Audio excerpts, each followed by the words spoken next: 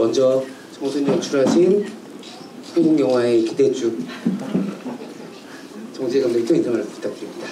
네, 안녕하세요. 정순 연출한 정지혜입니다. 반갑습니다. 되게 늦은 시간인데 이렇게 객석 가득 채워주셔서 너무 감사드리고, 또 오늘 저희 배우분들과 함께하는 마지막 주문이 다 같이 함께하는 마지막 주문이지 않을까 하는데, 이렇게 함께할 수 있어서 너무 기분이 너무 좋습니다. 오늘 좋은 이야기 많이 나누고 가겠습니다. 감사합니다. 그리고 가장 나답고 가장 빛나는 우리 김금순 배우님도 인사 말씀 부탁드립니다. 안녕하십니까, 정순의 금순입니다. 반갑습니다. 안 졸리세요? 진짜 너무 감사드려요. 좌석도 또 객석도 꽉 차가지고 만석이 됐더라고요. 그래서 너무 감사드리고, 너무 반가운, 보고 싶었던 얼굴들도 너무 많이 오셨고, 너무 행복합니다. 네, 오늘 얘기 많이 나누시죠. 감사합니다. 네, 그리고 정순을 가장 나답고 가장 빛나게 만들어주는 우리 유진 역할 연기해주신 윤금선아 배우님도 인사 말씀 부탁드립니다. 네, 안녕하세요. 정순에서 정순의 딸 유진 역의 윤금선아입니다. 네, 오늘 너무 반갑습니다. 재밌는 시간 됐으면 좋겠습니다. 두 분 같이 뵙는 거 저는 처음인데 정말 닮으셨네요. 같이 보니까 가운데 두 모녀 이렇게 잘 오셨는데, 여러분들 사진도 찍어서 많이 남겨주시고 또 앞으로 정순을 볼 관객분들한테도 공유해 주시면 감사하겠습니다. 정순에는 아주 입체적인 악역이 두 명이 있잖아요. 한 명은 좀 얄미운 악역이고 한 명은 좀 어이없는 악역인데, 두 분의 연기력 덕분에 그 입체적인 캐릭터들이 잘 살아난 것 같아요. 먼저 김채용준 배우님 인사 말씀 부탁드립니다. 네, 정순에서 가장 막대 먹어서 얄미운 악역을 맡았던 도윤 역할의 김채용준입니다. 반갑습니다. 늦은 시간인데도 이렇게 자리해 주셔서 너무 감사하고, 이야기 너무 즐겁게 나누고 갔으면 좋겠습니다. 감사합니다. 네, 마지막으로 조윤 배우님. 불러주셔서 너무 감사하고요. 질문에 다 열심히 대답하겠습니다. 약간 법정에 나오신 것처럼 말씀해 주셨는데, 정말 여러분들이 지금 영화 막 보시고 나셔서 마음속에 여러 가지 감정들이 있으실 텐데, 또 보셔서 너무 바로 느끼시겠지만 감독님과 배우님들의 정말 화목하고 좋은 호흡이 또 만든 작품이기도 하니까는 어떻게 이 영화가 탄생하게 되었는지, 그리고 또 이렇게 가족 같은 멤버들이 이 자리까지 어떻게 오게 되었는지 이야기 찬찬히 들어보면 좋을 것 같습니다. 저는 정순을 2년 전에 전주국제영화제에서 처음 봤어요. 그때가 어떤 상영이었냐면 그러니까 시상식을 조금 먼저 하거든요. 지금 딱 만 2년이 돼서 전주영화제 지금 기간인데, 그때 대상을 받은 작품을 영화제 거의 마지막 날쯤에 한 번 더 상영하는 기회가 있었어요. 그래서 저는 영화제 기간 중에 영화를 못 봐서 저 마지막 상영을 꼭 보고 싶다 라고 해서 그 마지막 상영을 가서 봤는데, 끝나고 나왔더니 여기 계신 배우님들 서로 막 축하를 막 부둥켜 안고 그 거리 앞에 메가박스 앞에서 막 축제를 벌이고 계시더라고요. 그래서 뭔가 되게 친하구나 서로 하고서 소리도 지르시고 이래서 멀리서 이렇게 박수 치면서 천천히 지나쳐 갔던 기억이 있고, 그로부터 딱 1년이 지나서는 정지혜 감독님과 같이 전주국제영화제 예심을 또 봤던 사이기도 해서 그때 막 언제 개봉하나요? 이런 얘기 나누고 이랬었는데, 봄을 맞아서 또 작품이 개봉을 했고, 만 2년 만에 또 이런 자리에서 관객분들 만나게 되어서 정지혜 감독님께 먼저 축하의 말씀 드리고, 무엇보다 첫 장편 영화 개봉의 여정이 감독님한테 각별한 의미로 남을 것 같거든요. 이렇게 긴 시간 동안 준비한 작품 또 개봉도 공들여서 오래 준비하셨는데, 마무리되어가는 시점에서 감독님 소감 어떠신지 먼저 여쭙겠습니다. 사실 대표님 말씀하셨던 그 영화제 기간 때는 막 이제 저희가 예상치 못했던 어떤 그런 초대도 많이 받고 어떤 상도 주시고 막 하시다 보니까 막 들떠서 되게 신나서 1년을 보냈었는데 이렇게 개봉이 조금 늦어지면서 되게 좀 위축되는 순간도 있었던 것 같거든요. 괜히 뭔가 되게 정순을 정말 객관적으로 바라보려고 하고 뭔가 그런 강박이 있었는데 이렇게 관객분들 뵙고 배우분들이랑 같이 GV 이렇게 하면서 개봉 일정 소화하면서 저희 영화를 점점 더 사랑하게 되는 그런 시기를 보냈던 것 같아요. 그래서 지금 가장 사랑이 충만한 그런 순간입니다. 사랑으로 가득 찬 5월 가정의 달이니까는 또 정순 가족들과 함께 오래오래 사랑의 감정 느끼시면 좋을 것 같아요. 그리고 워낙 또 김근우 배우님이야 저도 아마 관객분들도 너무너무 좋아하는 배우고 정순을 또 기점으로 주연 작품들도 계속 또 볼 수가 있어서 정순이 어떤 아주 의미 있는 출발점이 되지 않았을까 생각이 들기도 하고 사실은 제가 며칠 전에 정순을 다시 이제 행사를 위해서 보면서 좀 기분이 재밌었던 게 그 이후에도 많은 작품들이 또 있어 오셨으니까는 근데 가장 최근에 또 제가 김근수 배우님 작품 봤던 게 LTNS라는 시리즈였어요. 근데 거기서 정말 정순이랑 180도 다른 한 540도 정도 다른 한 아주 어린 연하와 불륜을 3다리 4다리 정도 걸치는 것 같은 역할을 또 너무 시원하게 소화해 주셔가지고 괜히 또 통쾌한 마음이 또 들더라고요. 그래서 김금순 배우님의 또 스펙트럼 어디까지인가 다시 한번 감탄하기도 했고 아마 김금순 배우님도 영화제 또 여러 영화제들 그리고 언론시사에 거쳐서 여기까지 오시면서 관객분들 얼굴 보는 마음이 또 남다르실 것 같은데 지금의 소회를 좀 여쭤보고 싶습니다. 아, 네. 저 뭐 감독님하고 통화 자주 했으니까 비슷한 마음으로 지금 이 자리까지 오게 됐습니다. 다니면서 전주영화제 상 받을 때 전부터 저희 촬영 되게 즐겁게 했었거든요. 무거운 소재지만 배우들끼리 뭐 너무 사이도 좋고 현장 분위기도 너무 좋고 즐겁게 찍은 영화를 또 전주에서 상을 받고 또 해외 영화제에도 저희가 초청을 받아서 또 같이 또 많이 다녔어요. 그래서 즐겁게 또 영화제 다니고 상 많이 받으시고 저도 상 받고 그래서 즐겁게 지냈는데 정말 개봉을 이제 바로 할 줄 알았는데 또 1년이라는 시간을 또 정순 씨가 이렇게 웃겨서 언제 피어오르나 했는데 올해 봄에 벚꽃과 같이 이렇게 딱 피어나서 너무 좋습니다. 행복합니다. 네. 사실 그 정진 감독님이 이 작품이 첫 번째 장편 데뷔작이라는 게 믿기지가 않을 정도로 굉장히 꼼꼼한 작품이고 그리고 아주 정확한 온도를 가지고 있는 작품이라는 생각이 또 들었어요.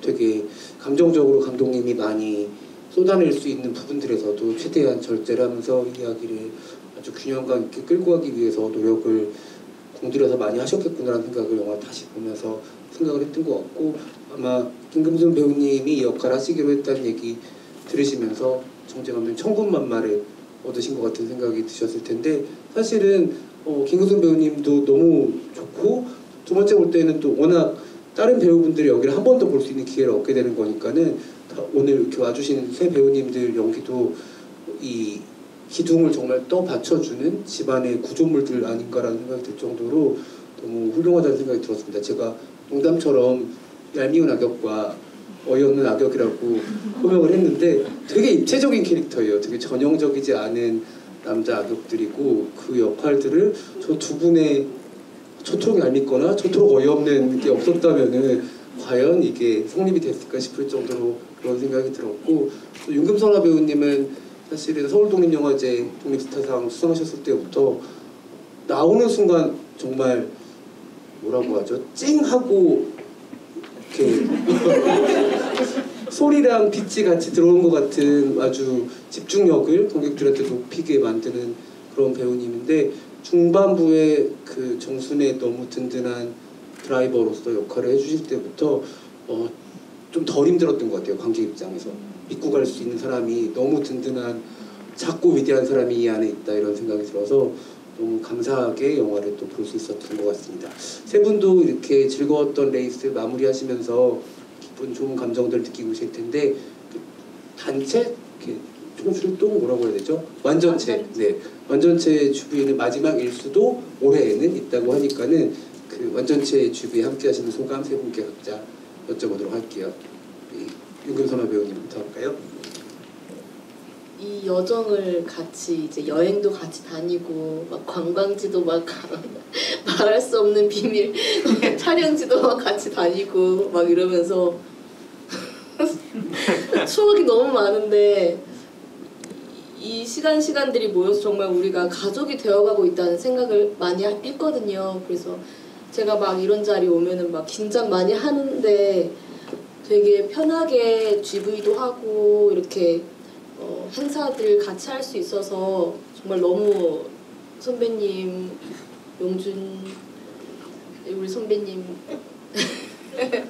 너무 감사하다는 말을 하고 싶습니다.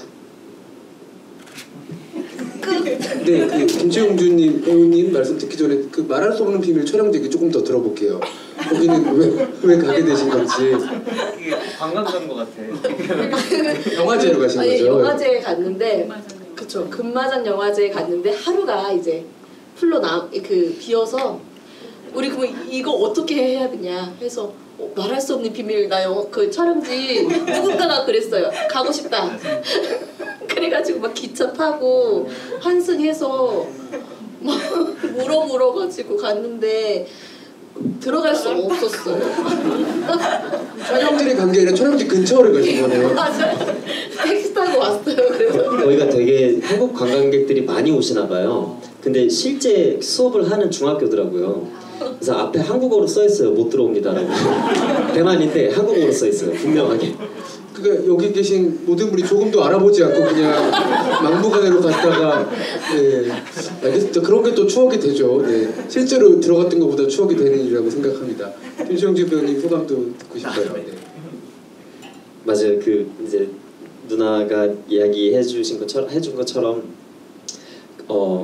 촬영부터 영화제 일정들까지 그리고 이렇게 개봉하기까지 하고서도 또 이렇게 GV 다 같이 GV 한 게 한 세 번째, 네 번째 정도인 것 같은데 벌써 이제 다 같이 할 수 있는 게 마지막이라고 하니까 되게 방금 이야기했던 어떤 그 타임라인들이 되게 파노라마처럼 이렇게 지나가면서 그렇지 이제 우리 삶은 계속 이렇게 재생되고 있는데 우리의 소중한 필름들 커트들 중에 한 부분들이 이렇게 또 아름답게 쏟아져 있구나 하는 생각이 들면서 되게 약간 섭섭한 마음도 있어요. 이제 다 같이 이렇게 앉아서 관객분들을 뵐 수 있는 시간이 없을지도 모른다고 생각하면 뭔가 되게 좀 아련하고 막 이렇게 보내야 되는 것 같은 기분이고 그런데 또 그래야 또 그 다음 아름다운 날들을 또 수놓을 테니까 그래서 시원은 섭섭합니다. 아니 무슨 악역은 그렇게 얄밉게 해주시고 말씀 또 아름답게 술을 또 놓고 근데 저는 정말 김치원중 배우님 그러니까 실제로 봤을 때 너무 저렇게 순한 분이신데 영화 속에서 악역하시면 너무 좋거든요. 그러니까 벌써 한공주가 10주년이 됐더라고요. 한공주 때 악역도 그렇고 단편에서도 김치원중 배우님이 악역을 말아주시면 너무 맛있기 때문에 네, 앞으로도 또 갱신하는 또 역할도 만나셨으면 좋겠습니다.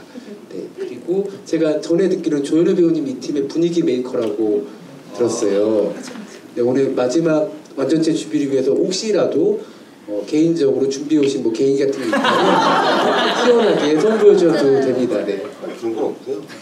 저도 이제 마찬가지로 촬영 캐스팅이 돼서 좋은 배우분들이랑 현장에서 느꼈던 것들 동생님을 말한 거가 이제 이렇게 얘기해보면서 다 스치고 저 또한 경험하지 못했던 경험들 제가 태어나서 해외를 갈 수 있었던 기회들 그래서 그게 막 저도 스치더라고요.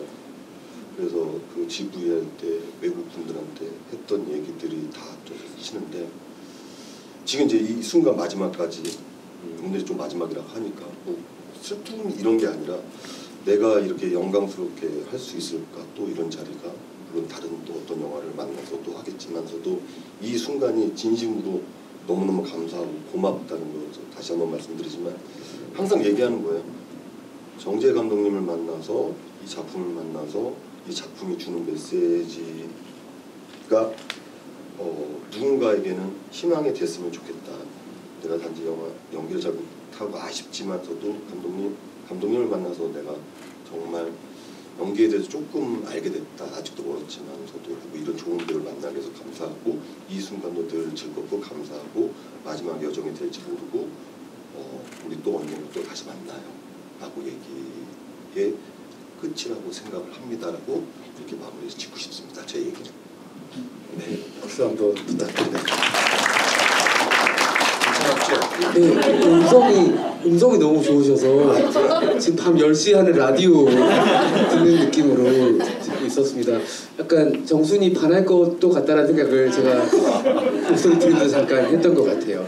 네, 그 정재 감독님 칭찬들을 또 배우님들이 다 해주시는데 그만큼 아주 어린 나이임에도 불구하고 진짜 속 깊게 각 연령대의 캐릭터의 마음속까지 다 어루만지는 글을 쓰셨고 또 연출을 했다는 점은 아마 배우님들도 그리고 또 감독님 만날 또 다른 배우님들도 감독님한테 기대를 거는 요소가 아닐까 해요. 아마 오늘 처음 정순을 또 보신 관객분들도 계실 테니까 처음 보신 분 계세요. 네, 그쵸. 꽤 많죠. 네, 그래서 아까 김청준 배우님이 완전체 준비 마지막일지도 모른다 하셨지만 내년에 또 1주년 기념 상영도 있을 거고 여러 가지 기회가 있을 테니까는 오늘 또 처음 만난 관객분들 다 함께 또 만날 수 있었으면 좋겠고 이 이야기 어떻게 감독님 마음속에서 나온 이야기인지 그 시작점 여쭤보고 싶어요. 네, 제가 저희 정순 영화 배경이기도 한 식품 공장에서 생산직 아르바이트를 이제 대학교 때 휴학을 하고 한 1년 가까이 일을 했었는데 그때 이제 정순처럼 중장년 여성분들이랑 오랜 시간 일을 하면서 약간 막연하게 이모들에 대한 이야기를 하고 싶다라는 생각이 그때부터 생겼었고요.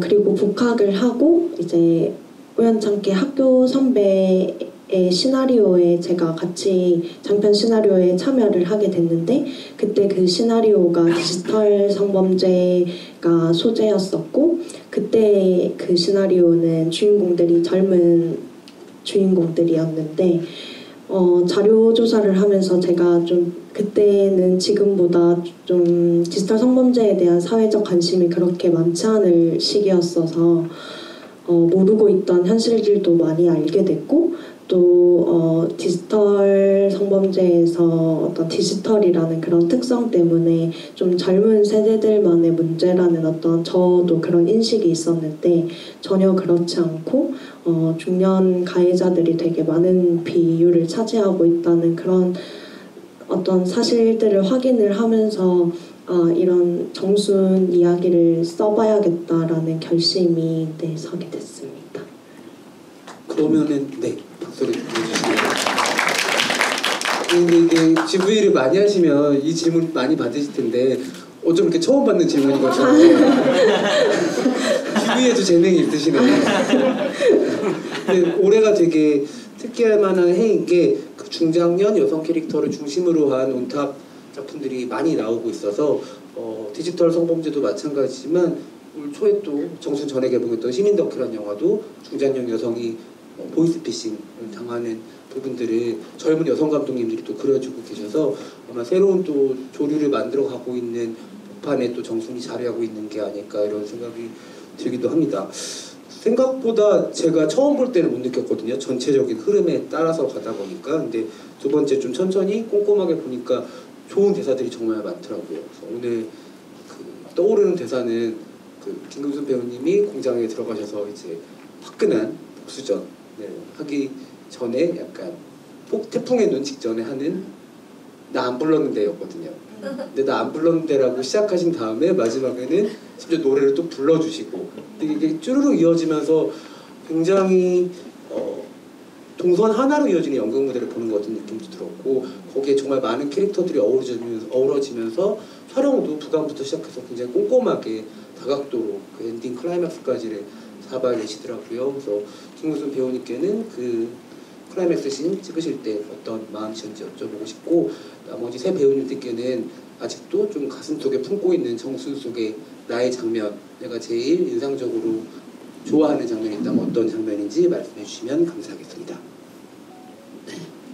그 클라이막스 장면은 감독님하고 이제 얘기도 많이 나눴고, 촬영 전에, 그리고 이제 촬영 감독님하고 감독님하고 어떻게 하실 건지에 대해서 이렇게 이제 동선들, 저희가 아마 헌팅 갔을 때부터 같이 공장에 같이 갔었어서 여기서 이렇게 이루어질 거라고 말씀 주셔서 네, 그렇게 알고 있었고, 정말 그 장면 찍을 때 저도 이제 화가 같이 이제 감정을 잡아야 돼. 카메라 보고 감독님 여기서 영수를 그냥 찔러 죽이면 안 될까요? 그냥 죽이면 안 될까요? 감독님이 저쪽에서 안 돼요 선배님 누르셔야 정말 그냥 지우고 싶은 그 마음으로. 네, 하지만 정순의 캐릭터가 그렇게 뭐 함부로 사람을 찌른다거나 이런 캐릭터는 아니었어서 감독님 시키는 대로 했죠. 네, 그 마음으로. 또 노래 부를 때도 막 정말 터질 것처럼 가슴은 그렇지만 정순이 할 수 있는 최대의 터짐은 어딜까? 정순은 절제를 하고 하는 걸까? 아니면 정말 이게 정순이 할 수 있는 최대치일까를 이제 고민하면서 네, 그 사이에서 이제 갈등하면서 연기를 했었어요. 네, 네, 너무 또 잘 편집 잘 해주시고 잘 촬영해주시고, 또 옆에 배우분들도 막 저 다칠까봐 되게 이렇게 했는데 막 쓰러지고 연습도 세게 하지 않았고 거의 죽을 것처럼 야 이렇게 세게 안 눌렀잖아. 얼굴 막 뻘겋게 하고 그 정도로 너무 잘 해주셨어요. 다 저 혼자 한 그 장면은 절대 아니라고 생각합니다. 그래서 그 장면도 네 그렇게 잘 네 나오게 애써주셔서 네 노래도 할 수 있었고, 정말 감정이 이만큼 올라와서 노래하는데 가사 좀 틀리면 감독님이 저기서 컷! 선배님 가사 틀렸어. 그래서 같이 또 한 번 연습하고 또 같이 하고 네, 그랬던 그 장면입니다. 김금순 배우님이 정재감 흉내를 정말 잘 내시네요.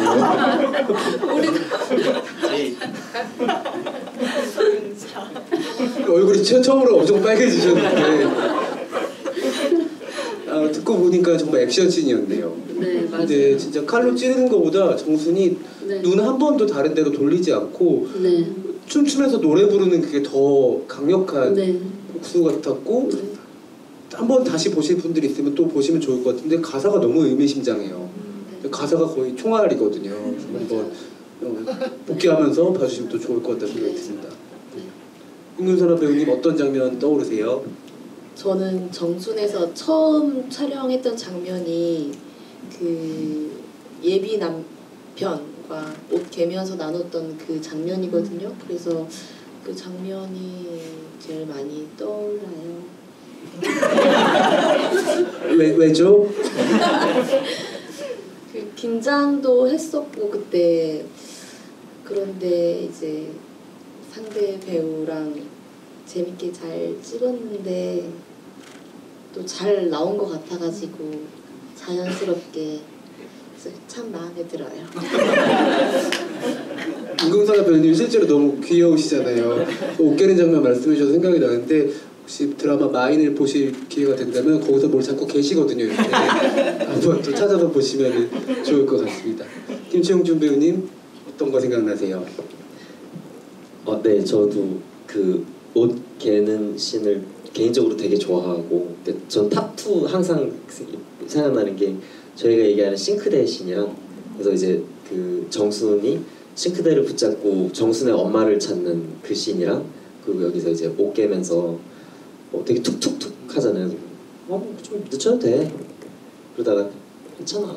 그런데 그게 이 팀은 서로 흉내내는 걸 좋아하네요. 제 그게 저의 탑2.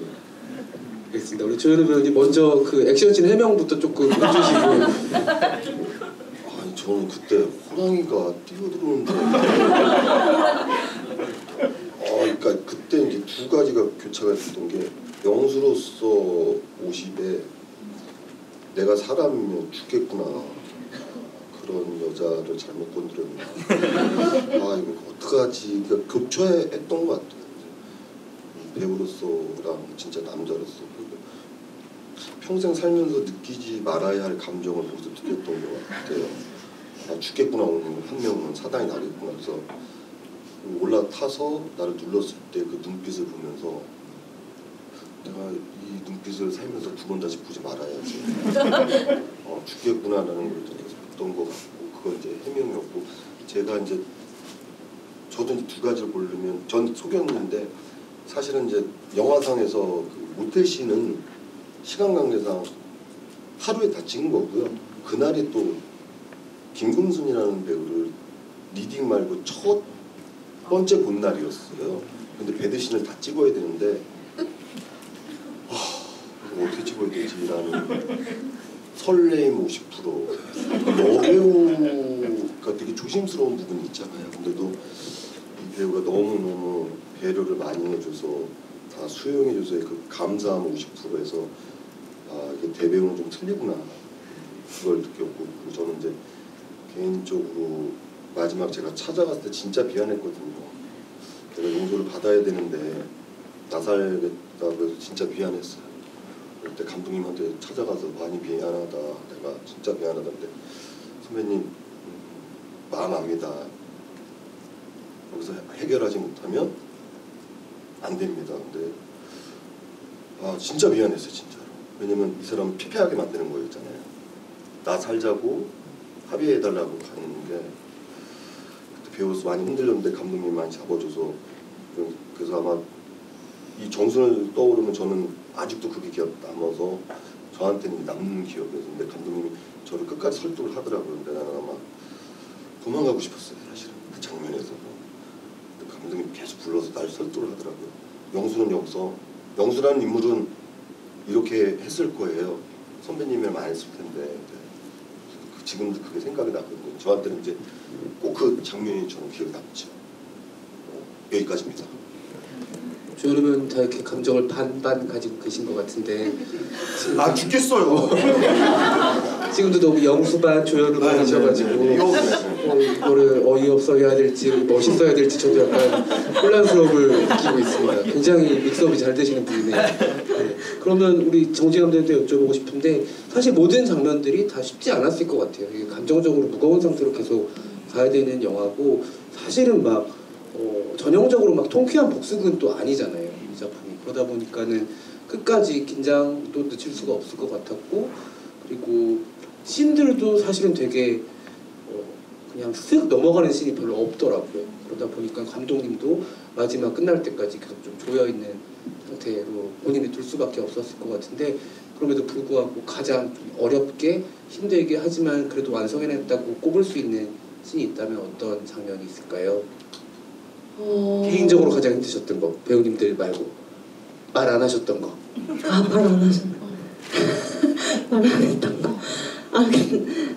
그 마지막 정수는 공장 찾아갔던 그 씬 같은 경우에도 제가 사실 배우님들께 너무 죄송한 게 저희가 이제 예산 문제 때문에 좀 어려운 씬들을 여유 있게 촬영을 못하고 계속 이렇게 하루에 몰아서 촬영하는 경우가 많았었는데 그 정순이 다시 공장 찾아와서 노래를 부르는 그 장면도 저희가 그 장소 작업장 촬영을 하루 만에 다 했었거든요. 그래서 이제 앞 촬영들이 조금 이렇게 밀리다 보니까 제일 중요한 장면에서 촬영 시간이 한 2시간밖에 남지를 않아서 사실 제일 중요한 장면이어서 촬영 감독님이랑 스토리보드를 되게 좀 다른 씬들에 비해서 되게 좀 예비 컷들도 많이 준비해두고 좀 여유 있게 준비를 해뒀었는데 물리적인 시간도 부족하고 또 선배님께도 계속 반복해서 그 장면을 부탁드리는 게 이제 한 하루에 그 작업 장신들을 모두 찍다 보니까 좀 원했던 그게 안 나올 수도 있겠다라는 생각에 이제 준비했던 콘티를 다 버리고 이제 그 선배님을 따라가는 핸드헬드 컷으로 거의 모든 컷을 진행을 했는데 결과적으로는 너무 좋은 선택이었었던 것 같고 근데 그때 제가 정말 그 모니터에서 저희 현장을 이렇게 바라보는데 너무 감동했던 게 현장에서 바뀐 콘티여서 어떤 그런 롱테이크에 대한 준비가 되어 있지 않았는데도 선배님 이제 가볍게 리허설하는 거를 스태프들이 보고 이제 촬영 감독님이랑 뭐 조명 감독님은 손으로 조명 들고 막 동시기사님 품 들고 선배님 따라서 이렇게 약간 하나의 유기체처럼 막 이렇게 공장을 이렇게 다니면서 그 장면이 완성이 돼서 너무 걱정을 했고 죄송했는데 만족스럽게 촬영을 마칠 수 있었던 근데 끝나고 다들 이제 거의 기절을 그렇게 완성됐습니다. 그렇게 하루 만에 찍었다니 믿기지가 않네요. 모텔씬도 하루 만에 찍고 그렇다면 도대체 정수는 몇 회차인가요? 3회차 아닌가요? 15회차 만에 촬영을 마쳤습니다. 여러분들 아시는 분들 아실 테지만 15회차 만에 장편을 만든다는 건 거의 불가능에 가깝거든요. 정말 대단한 일들을 해내셨다는 생각이 듭니다. 감독님 스트레스 받으셨을 때 어떻게 푸셨는지도 궁금해요.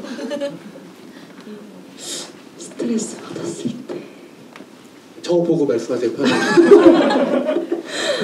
제가 근데 스트레스를 사실 현장에서 푸는 방법은 따로 없고 좀 그냥 제가 스트레스를 받으면 몸이 그냥 약간 고장나는 그래서 선배님들이 많이 챙겨주셨어요. 막 술도 먹지 말라고 하고 먹고 싶은데도 그래서 현장에서 한 번도 술을 못 먹었어요. 약간 얼굴에 스트레스 받는 얼굴로 말씀하셔서 어쨌든 정말 대단한 작업들을 해내셨다는 생각이 듭니다.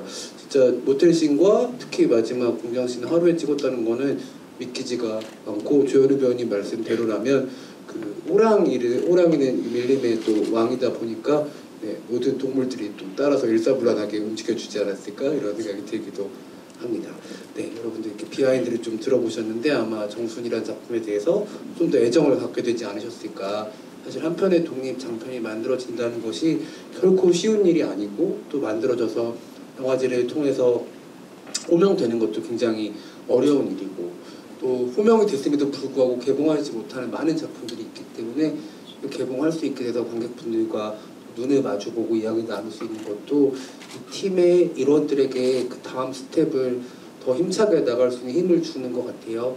여러분들 덕에 또 정순의 주역들 얼굴을 또 다른 작품에서 만나볼 수 있는 기회를 주셔서 깊은 감사를 또 드립니다.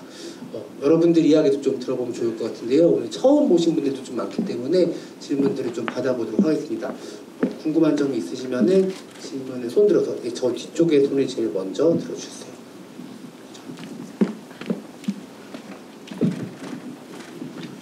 네, 영화 재밌게 잘 봤습니다.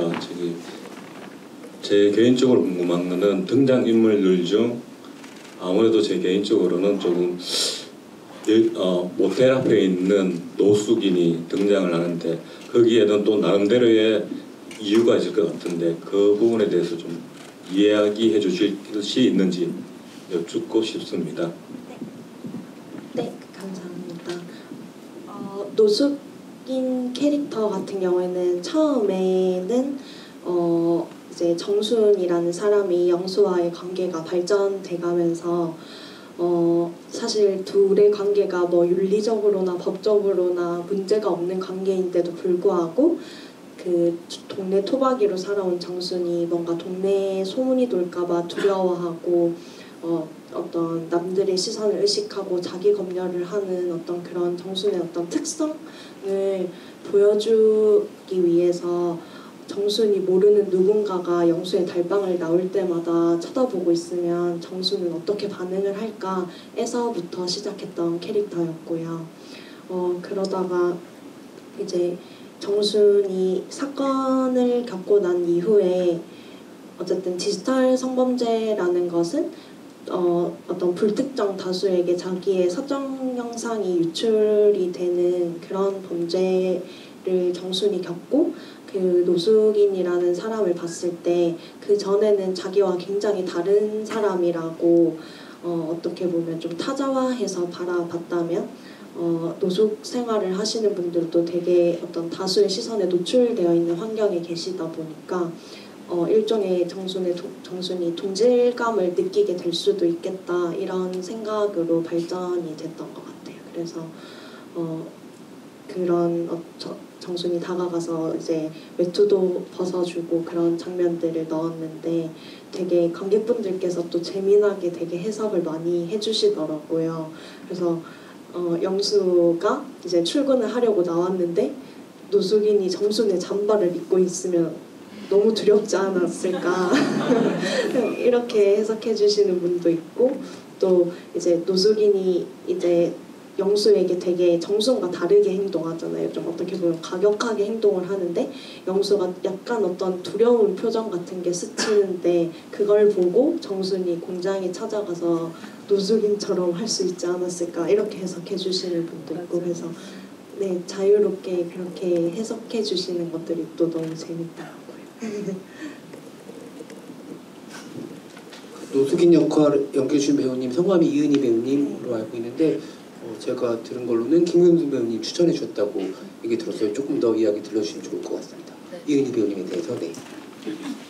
진짜 은희 배우님이 같이 했으면 좋겠는 그분은 국립극단 출신이시고 지금 청주에서 청사라는 그 극단을 또 운영하고 계시고 저랑은 비상선언이라는 영화에서 그 설정이 저의 언니로 나왔어요.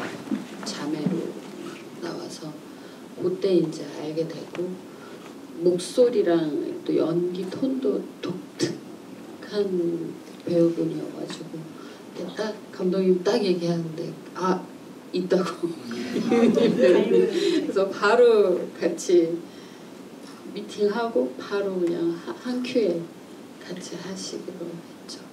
네, 저하고는 또 단편 영화도 한번 같이 하고 그랬습니다. 네.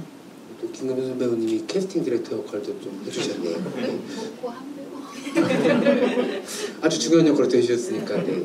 또 다른 관객분 네 이쪽 두 번째 줄에 마이크 전달 드릴게요.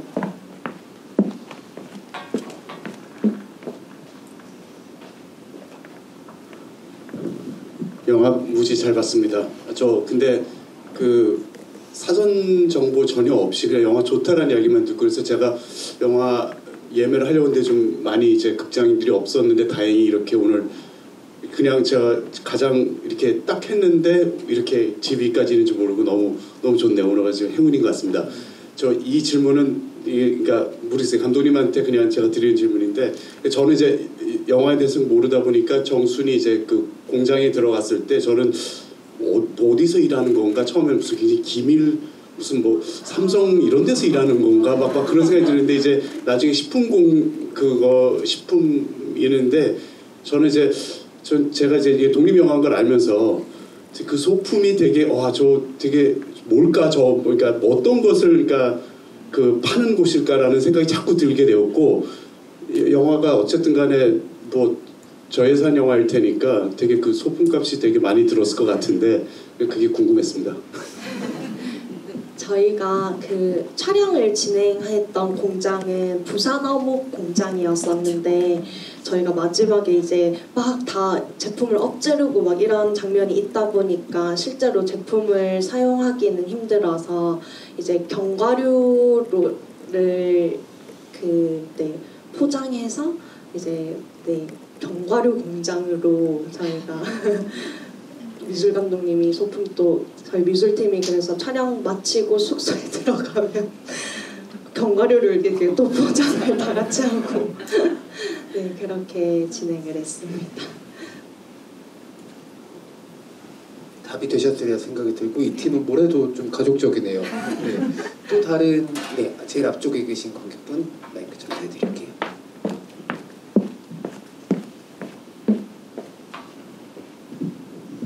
네, 영화 감사하게 잘 봤습니다.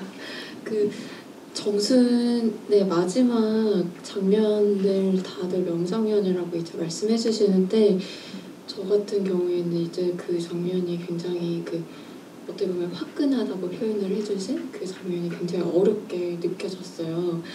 그 정순의 캐릭터를 그렇게 그러니까 그런 복수만이 정순에게 가능한 이유 그런 캐릭터로 만드신 이유가 사실 궁금했는데 저 같은 경우에는 이제 예전에 성범죄 피해를 이제 폭로를 해서 그 이후에는 기관에 들어가서 피해자분들을 조력하는 일을 굉장히 많이 해오고 있었어요. 근데 그러다 보니까 어떻게 보면 따님의 역할처럼 정말 그 법적 기관에서 일을 하다 보니까 피해자분들에게 조력을 할 때 어떤 법적인 절차나 기준 안에 그 조력을 끼워 넣게 되더라고요. 근데 그런 상황을 거부하시는 분도 계시고 정말 엉뚱하지만 가해자와 화해를 원하시는 분도 계시고 근데 그러다 보니까 저의 개인적으로는 그 장면이 굉장히 현실적이지 않게 느껴졌던 것 같아요. 굉장히 갑작스럽게 느껴지기도 하고 근데 이제 이런 캐릭터로 만들게 되신 감독님만의 무언가의 이유가 있으실 거라고 많이 생각이 들어가지고 그 부분이 궁금했습니다. 네, 감사합니다. 그 정순의 어떻게 보면 정순이 선처를 한다는 일단 선택부터도 되게 어려웠었던 것 같아요. 시나리오 단계에서 사실 자료 조사를 하면서 어떤 저희가 바라는 어떤 바람직한 피해자에게 원하는 어떤 바람직한 어떤 과정들이 있는데 그 과정에서 말씀하셨던 것처럼 중간에 포기하시는 분들도 계시고 또 가해자와 다시 화해의 과정을 하시는 분들도 계시고 되게 또 다양한 선택을 하시는 분들이 계시더라고요. 그래서 정순이라는 사람을 생각했을 때 어쨌든 지방 소도시에 사는 사람이고 또 디지털 성범죄에 대한 어떤 정보나 어떤 이런 거에 있어서 딸인 유진보다 훨씬 어떤 정보력이 조금은 떨어지고 그래서 그런 과정 자체를 끝까지 간다는 것이 정순에게 되게 부담이 될 수도 있겠다. 또 그리고 선배님이랑도 얘기 나누면서 또 나눴던 것들이 딸이 결혼을 앞두고 있고 이 지역에서 계속해서 살아가야 하는데 어쨌든 법적 절차를 끝까지 가는 그 과정이 조용하지만은 않을 텐데 이 정순이라는 사람의 성정이 굉장히 또 조용하고 좀 온순하게 이 동네에서 오랜 기간 또 살아온 사람이라 또 그런 선택을 또 하지 않았을까? 그리고 영수의 어떤 결국에는 거짓이었지만 그런 사과들을 좀 진심으로 받아주지 않았을까? 이런 어떤 여러 가지 어떤 이유들로 선처라는 선택을 할 수도 있겠다라는 생각이 들었고 그런 과정에서 되게 피해자분들의 목소리가 또 지워지는 피해자분들이 우선시 되는 것이 아니라 어떤 그런 법적 절차 과정 안에서 되게 피해자는 되게 또 한 발짝 또 떨어지게 되는 그런 경험들을 정순이 하면서 이런 현실도 있다는 것을 저희 영화에서는 보여줘야 되지 않을까 해서 그런 선처라는 선택을 일단 하게 됐는데 거기서는 저희 영화가 끝이 나면 안 된다고 생각했던 것 같아요. 그래서 정순이 공장에 다시 돌아가게 되는 것은 좀 어쨌든 가해가 이루어진 공간이고 이제 피해자인 정수는 그 공간에서 벗어났는데 가해를 한 사람들은 아무렇지 않게 그 공장에 다니고 있고 그래서 저희 영화에서 정순이 좀 나는 떳떳하고 내 삶에 어떤 운전대는 내가 쥐고 있고 그런 것들을 좀 선언하는 장면을 좀 영화적으로 보여드려야 되지 않을까라는 생각에 네, 그런 장면이 만들어진 것 같습니다. 어떻게 보면 이게 공적이나 사적인 복수극이라기보다는 그냥 정순이라는 개인의 복원을 위한 과정 같이 느껴지게 감독님이 설계를 하셨다는 생각이 들고 그 과정에서 관객분 질문해 주신 것처럼 정순과 유진을 둘로 나눠서 만들었다는 생각도 들었거든요. 그 측면에서는 우리 김금순 배우님과 윤금선아 배우님이 각각 정순과 유진을 어떤 캐릭터로 받아들이고 연기하셨는지도 얘기를 들어보는 게 좋을 것 같습니다. 윤금선아 배우님. 유진이 어떤 인물로 느껴지셨어요? 되게 중요한 인물이잖아요. 유진은 정순의 딸로서 이제 무뚝뚝하고 그런 딸이지만 또 엄마에게 이런 사건이 일어났을 때 가장 먼저 화를 내고 경찰서로 달려가는 그런 인물입니다. 되게 빠르게 대처하는 인물이죠. 어떻게 보면 그 분노의 순서가 없이 어떤 처리 과정을 위해서 뛰어드는 인물이고 그러니까 발화점이 좀 낮은 인물인 거잖아요. 그래서 아마 순서상 감독님이 유진을 앞에 배치하셨던 것 같고 그 다음에 김국은 배우님의 마지막인 감정적인 처리까지가 이 페어의 완결이라고 생각했거든요. 저는 금순 배우님은 정순 지금 떠올리면 어떤 인물인가요? 네, 정순은 그냥 저희가 일상에서 볼 수 있는 정순이라는 이름을 가진 50대의 여성, 중년 여성이고 그리고 정말 운전을 하지 못하면 뭐 딸한테 기대서 딸이 데려다 주기를 원하고 또 딸이 운전하는 차에 늘 옆에 타가지고 뭐 잔소리도 하고 뭐 음식 어떠냐 또 결혼을 앞둔 딸한테 또 그렇게 살면서 그러다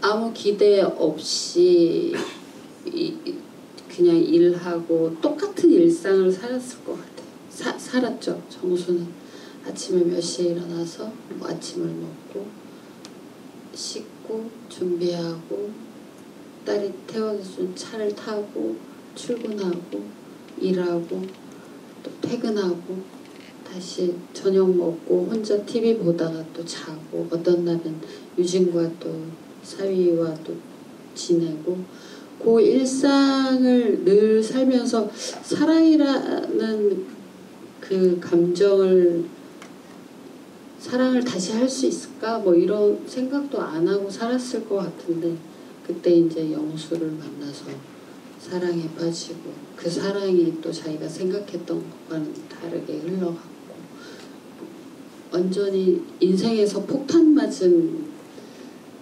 일들이 또 있잖아요. 저희가 살다 보면 정순한테는 그 일이 폭탄처럼 다가왔을 거고 근데 정순이 되게 보면은 그 큰 문제들을 이겨내지 못하고 뭐 정말로 스페인 저희 영화제 갔을 때는 그쪽에는 정말 이런 일 겪고 자살하신 분도 계시더라고요.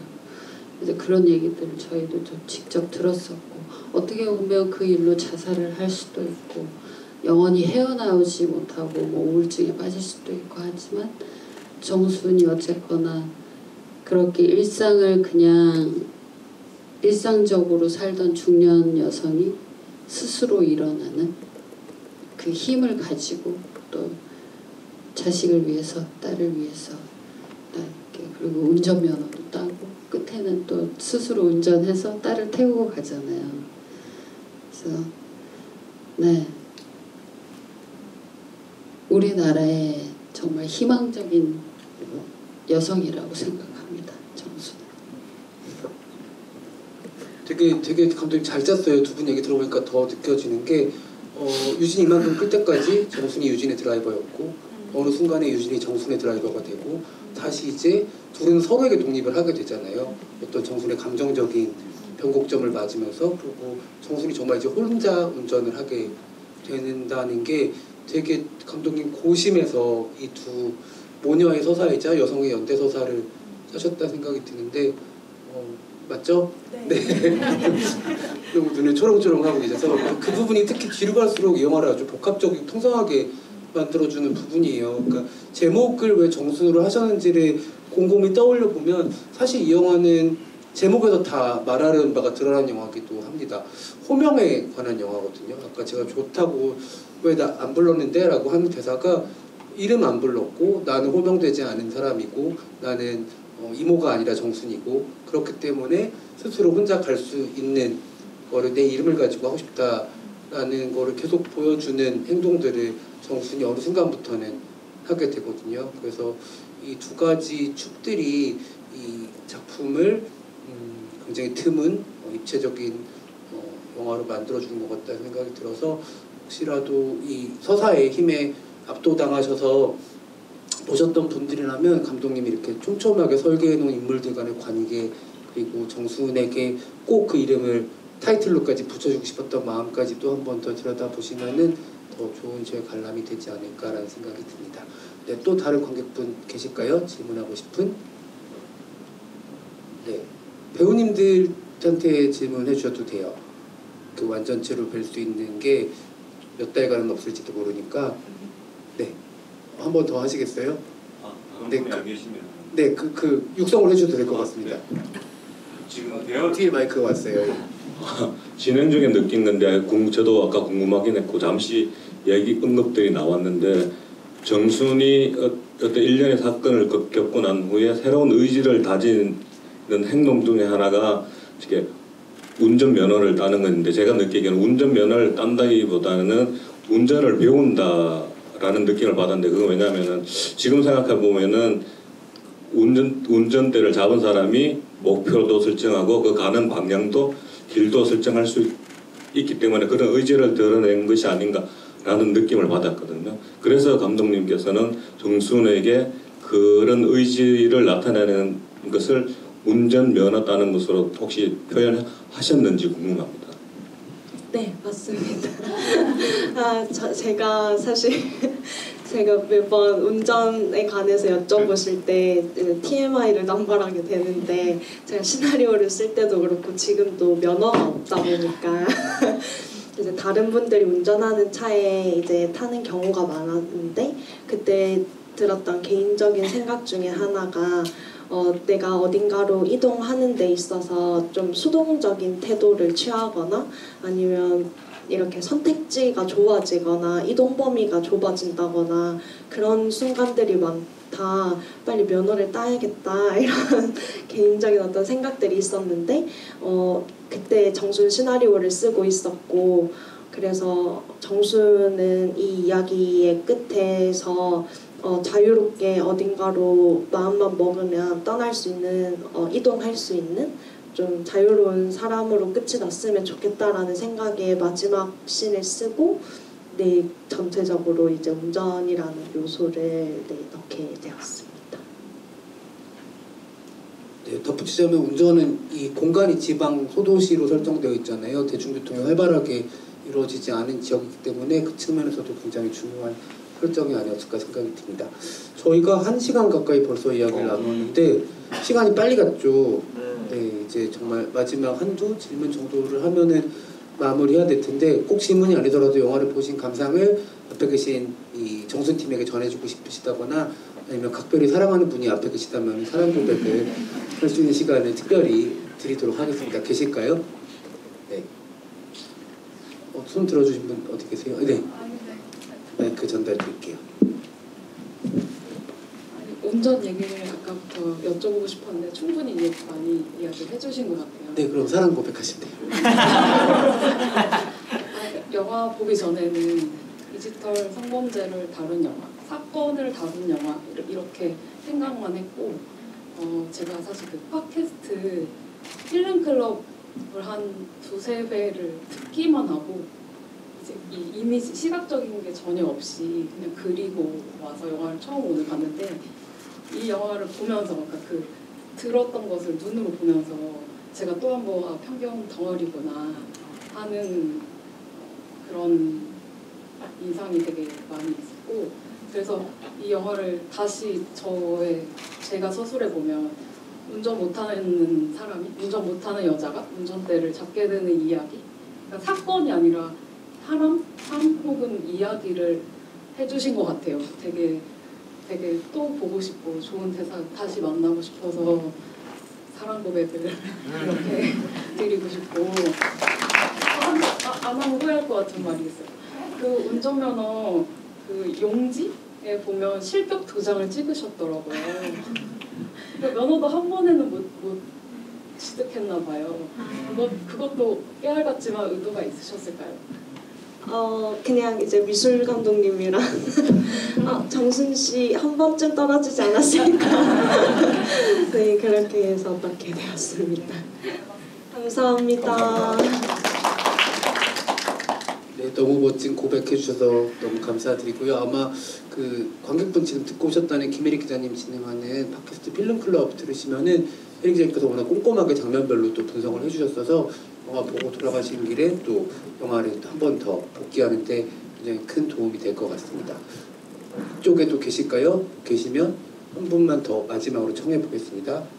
네, 여러분 한혜인 배우님이 마지막 주자로 용감하게 네, 영화 너무너무 잘 봤습니다. 나와서 가운데서 하실래요? 제가 이제 질문 드리고 싶은 거는 제가 영화 보면서 어떤 이 인물들이 이 상황에 처했을 때 하는 선택 같은 것들이 굉장히 마음이 많이 움직이게 하는 선택들을 했다. 좀 그런 생각을 하면서 많이 보게 됐어요. 그래서 그냥 배우님들께서 이 캐릭터를 설정하실 때나 아니면은 이 시나리오 상과는 조금 달랐던 어떤 이렇게 이 장면을 연기하실 때 뭔가 좀 부딪혔던 지점들이 있으셨다거나 아니면은 이 시나리오와는 다르게 그 현장에서 뭐 바뀌었던 장면이 있으셨다거나 뭐 이런 비하인드를 조금 들어보고 싶습니다. 어떤 배우님부터 들어보면 좋을까요? 조은혜 배우님 혹시 기억나는 게 없어요. 없으세요? 다 좋았어요. 김채영 배우님 기억나는 거 있으세요? 저도 이하동무 악역들은 다 시나리오대로 연기를 하셨다고 합니다. 우리 윤금선아 배우님? 싱크대 장면은 리허설 하면서 엄마라는 대사가 추가가 된 장면이 현장에서 누나 역할이 아니죠. 그리고 또 그 뭐지? 요즘엔 결혼 다 이렇게 한다고 그것도 약간 스몰 웨딩 그거 그때 유행이기도 했고 제가 또 그렇게 해서 다 이렇게 한다고 감독님에게 아이디어를 냈던 장면. 처음 듣는 정수의 트리비아네요. 윤금선아 배우님 스몰 웨딩 했다? 처음으로 웨딩 정말요? 알리요. 알리. 네 알겠습니다. 알리까지 나올 줄 몰랐어요.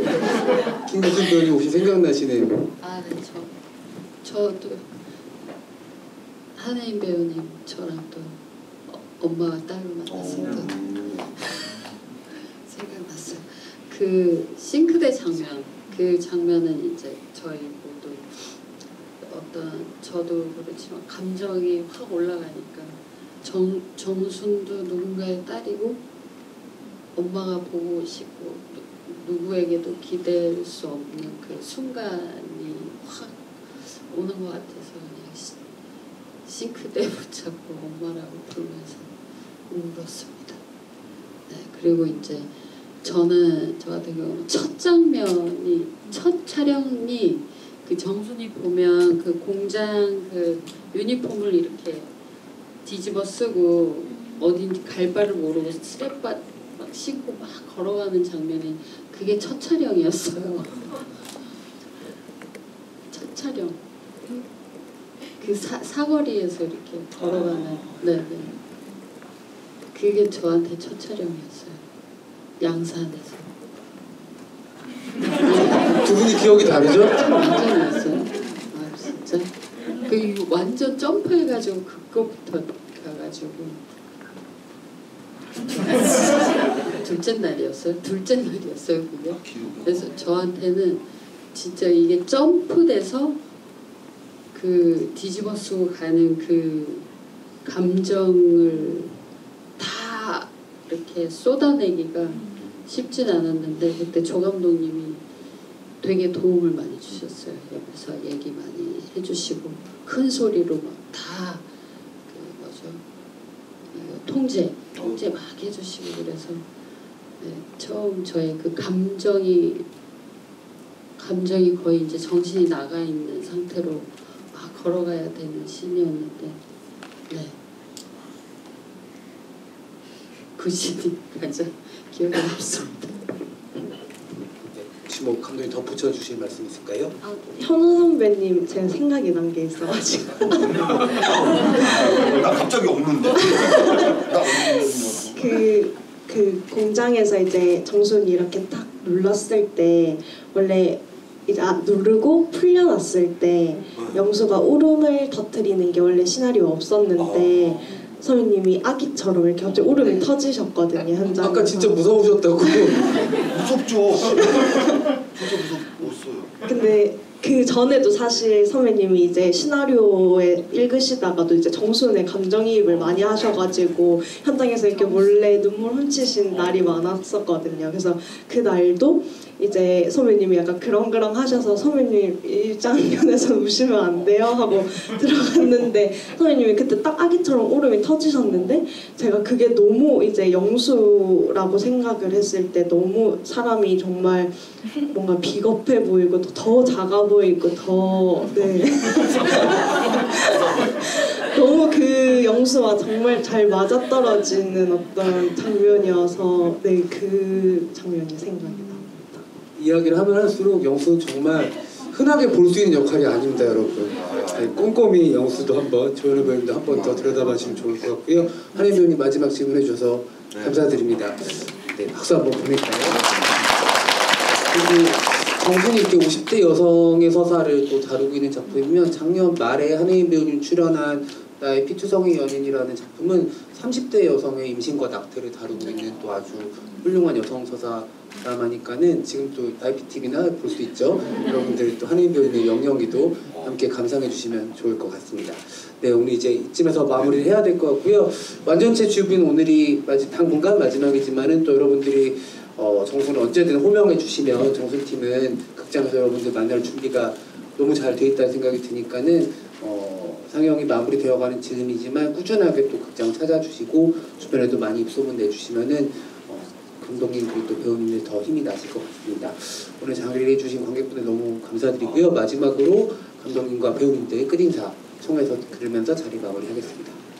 네, 늦은 시간까지 함께 해주셔서 너무 감사드리고 네, 오늘 대표님께서도 너무 재밌게 시간 만들어주셔서 너무 행복하게 네, 보내고 가는 것 같습니다. 네, 감사합니다.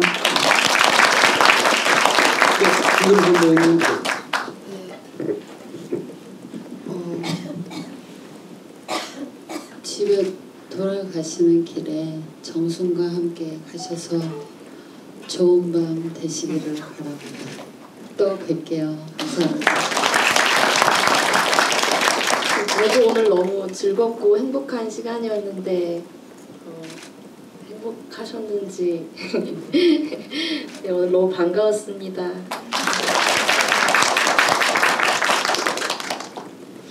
네, 이렇게 뵐 수 있어서 너무너무 반갑고 감사했습니다. 또 좋은 곳에서 좋은 시간 보낼 수 있도록 열심히 하겠습니다. 감사합니다. 진행해 주신 우리 대표님 많은 지부였지만서도 이렇게 저렇게 진행 잘해주시는 분 크게 드문데 너무 감사했고요. 정말로 너무 즐거웠고 그리고 감독님도 계시고 이렇게 소중한 배우들 그리고 이렇게 이 늦은 시간에 이렇게 여러분들과 함께해서 고맙습니다. 감사합니다. 네, 감사합니다. 여러분들 포스터도 받으신 것 같은데 혹시 사인을 하시나요? 모르겠네요. 그거는 이따가 나가서 사인은 없는 것 같으니까 사진 많이 담아 가시면 될 것 같아요. 다시 한번 박수 부탁드립니다. 감사합니다.